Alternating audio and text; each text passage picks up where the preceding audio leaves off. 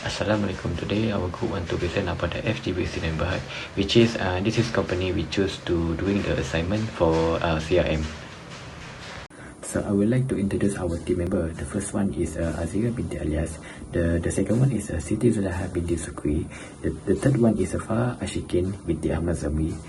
Next is Awang Muhammad Iqbal bin Awang Muhammad Azlan. So lastly is me. So my name is Azwariman bin Amir Iskandar.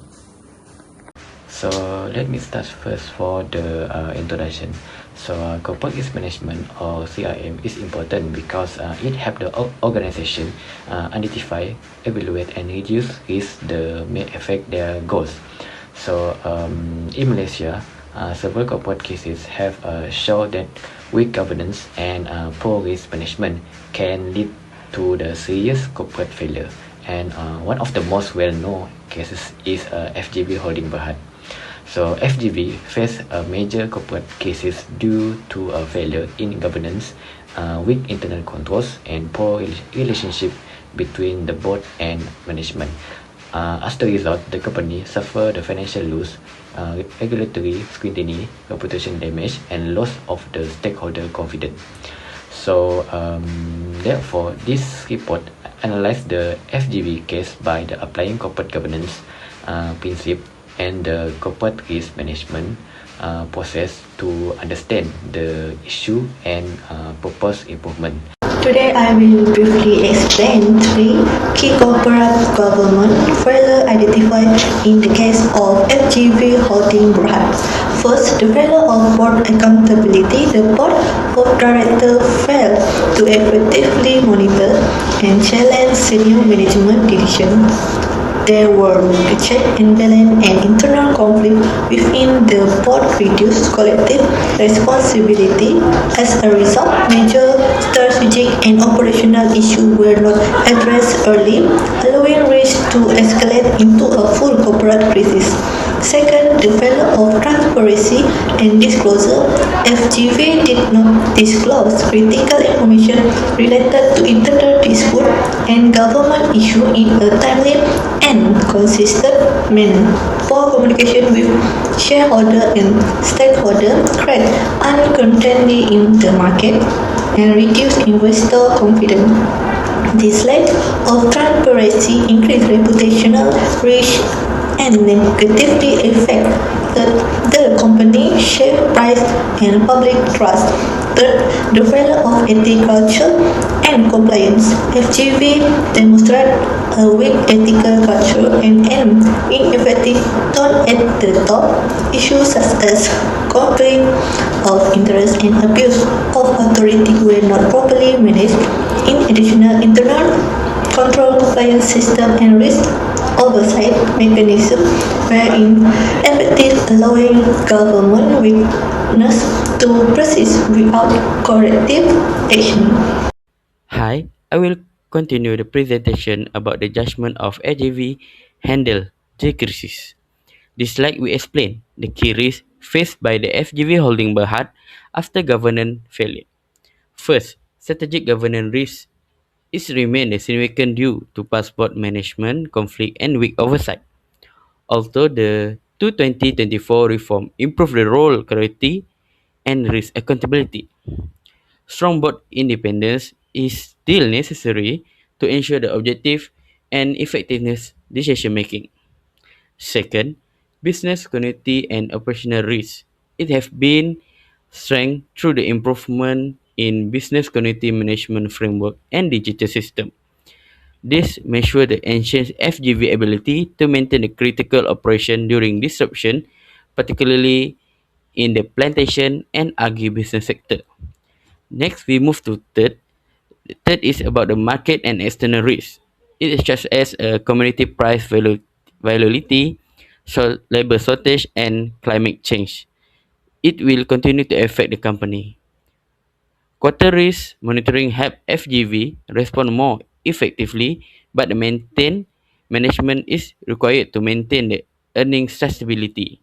And lastly, ethical and compliance risk. It is the address through the ensures integrity program and governance training, which aim to strengthen the ethical culture and reduce reputational and regulatory risk. And overall, continuous monitoring and strong leadership remain essential for sustainable risk management. That's all for me. We move to next presentation. This slide explains the proactive steps that FGB should take at both corporate and strategic business level to strengthen governance and risk management. First, at the corporate level, FGB have strengthened its governance structure by enhancing the board oversight role. The establishment of the Board Governance and Risk Management Committee, or BGRMC, is ensure a clear separation between the responsibility of the board and management.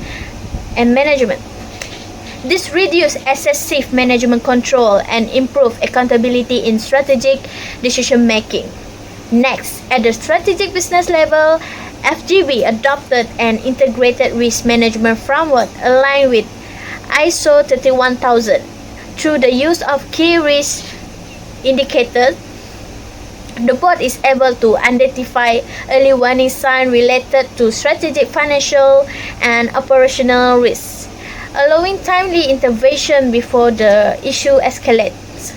In addition, FGB improves transparency through integrated reporting and regular risk disclosure. This makes sure enhanced information flow, strengthens stakeholder confidence, and support ethical and informed decision making across the organization.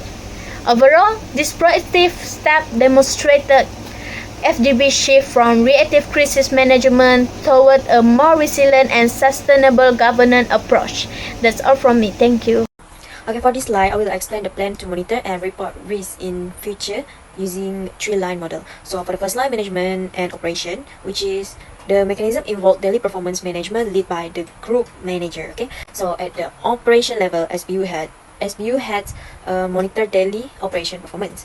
This is important to manage key risks such as labor dependency, climax variability, which can affect the productivity. In terms of monitoring, the company use key performance indication or KPI, operation dashboard, and periodic management review. So these tools help management to detect operation risk early and take corrective action promptly. Moving to the second line, so this is focused on compliance and oversight. So detection, compliance, and independent oversight function reportedly direct to the group risk management, legal, and compliance function rather than the CEO. So this ensures independence and objectively in managing risks such as price volatility and regulatory compliance. So this include MSPO, RSPO, and EUDR requirement. So for sustainability and compliance risks are reported to board of directors. So this is allow the board to develop effective mitigation strategies that are aligned with FGV's overall objective. So monitoring at this level include a week audit of first line control and continuous review of mitigation processes. The third line, independent assurance is provided by the group audit committee. So this role is to ensure that the company risk management and internal control system are functioning effectively and aligned with the company objective. So this internal audit board of directors regularly review the effectiveness of the board, the first and second line. So this provides in independent assurance the risks are being managed appropriately across the organization. In terms of review and reporting frequently, monitoring is conducted at the different level. So on the daily basis, group management and manager hold operation meeting to address immediately operation issues. Weekly and monthly, the executive committee review the key performance indication, which is KPI, operation dashboard, and management report on the operational control.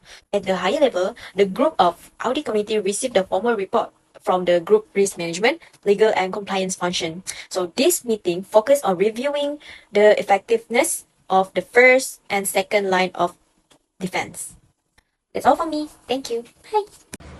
So for the conclusion is that this report show that the main reason for the FGV governance failure was weak accountability, lack of the transparency, and poor ethical culture, and ineffective complaints. So although FGV has taken steps after the cases to improve its risk management and the board oversight, these actions were mostly corrective and happened after the problem occurred. Therefore, proactive risk management at the both corporate and strategic level is very important to avoid similar issue in the future. With a strong risk monitoring and reporting framework, FGV can improve governance, reboot the stakeholder trust, and ensure the long-term sustainability. So that's all from our group. Thank you.